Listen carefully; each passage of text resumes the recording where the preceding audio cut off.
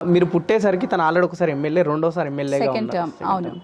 So ఇట్లుండేది పర్సనల్గా attachment ఏమైనా ఉండేది? ఎందుకంటే ఎమ్మెల్యే అంటే జనాలు వస్తూ ఉంటారు, పోతూ ఉంటారు, ఎక్కువ జనాలతో సమయం గడిపే అవకాశం ఉంటుంది ఎమ్మెల్యే అంటే. చాలా సార్లు కొన్ని నెలల పాటు కూడా నాన్నని చూసింది ఉండేది కాదు. ఎందుకంటే మేము లేసే కంటే ముందే వెళ్ళిపోయేటోళ్ళు, మేము పడుకున్న తర్వాత ఏ మధ్యరాత్రి వచ్చి పడుకునేటోళ్ళు మళ్ళీ వెళ్ళిపోయేవాళ్ళు. కానీ అట్లా అని చెప్పి ఆయనకు మా మీద, పిల్లల మీద చాలా ప్రేమ అనురాగం అయితే ఉండింది. కానీ గుర్తు పెట్టుకోవాలంటే కూడా చాలా సార్లు ఒకసారి పిలిచేసి, పిల్లలు జర వచ్చి మీ పేర్లేందో ఈ అంకుల్ వాళ్ళకి చెప్పండి అని పిలిచే పరిస్థితి కూడా ఉండే. కానీ అట్లా అని చెప్పి ఒక తండ్రిగా ఆయన బాధ్యతలు ఏ రోజు కూడా సంపూర్ణంగా ఆయన చేసిన వ్యక్తే. అంటే మీకు ఎప్పుడు అనిపించింది అని ఇంతమంది జనాలు ఎందుకు వస్తున్నారు అని ఎప్పుడన్నా అనిపించిందా? ఇంటికి పుట్టినప్పటి నుంచి అలవాటు అయిపోయింది. అంటే ఇదే మా ఇల్లు, ఇంతమంది జనాలు కష్టంగా ఉంటారు. ఇప్పుడు ప్రజల మధ్యలో వచ్చిన వాళ్ళను, అంటే ఇంకోటి చాలా పర్టిక్యులర్గా నాన్న ఉండేవారు, అదే విధంగా అమ్మ ఉండేది. ఇంటికి ఎవరు వచ్చినా కానీ ఒక మర్యాదగా మాట్లాడడము, వాళ్ళు ఎవరన్నా కానీ ఏ దానికైనా రాని వాళ్ళను గౌరవంగా చూసేది. అంటే చిన్నప్పటి నుంచి వస్తుంది కాబట్టి ఇదంతా జనాలు మా కుటుంబం, మనోళ్ళు.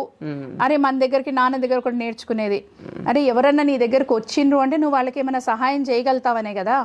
అంటే మరి వచ్చినప్పుడు నువ్వు అంత గొప్పవి అనుకొని వాళ్ళు నమ్మి వచ్చినప్పుడు నువ్వు చేయాలి పని అని చెప్పి అనేది. సో అటువంటి కొన్ని ఫిలాసఫీస్ అట్లా చాలా ఉండేది ఆయన. మీరు ఊహించారా ప్రత్యేక రాజకీయాల్లోకి రావడం?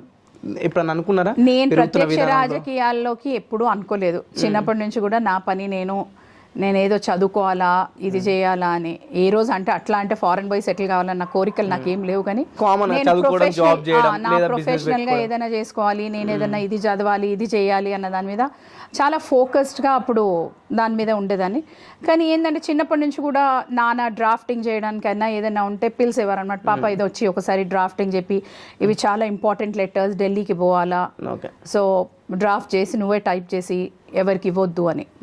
సో అట్లా చిన్న చిన్నగా నేను బై ద టైం కాలేజ్లోకి వచ్చే వరకు most of the important confidential ఏదైతే కరస్పాండెన్స్ ఉండిందో, ఏదైనా ఇంపార్టెంట్ అవన్నీ ఉన్నాయో, లేకపోతే ఎవరైనా ఎక్కడికైనా వెళ్ళినప్పుడు లీడర్స్ వాళ్ళందరూ వచ్చినప్పుడు కూడా కూర్చొని మాట్లాడుతున్నప్పుడు, పాప ఇవన్నీ కొంచెం నోట్స్ తీసుకో, ఇవన్నీ రాసేసుకో, లేకపోతే దీన్ని కొంచెం అది చెయ్యి అన్నట్టుగా, అది అనుకోకుండా రాజకీయాల్లోకి వెళ్ళిపోవడం.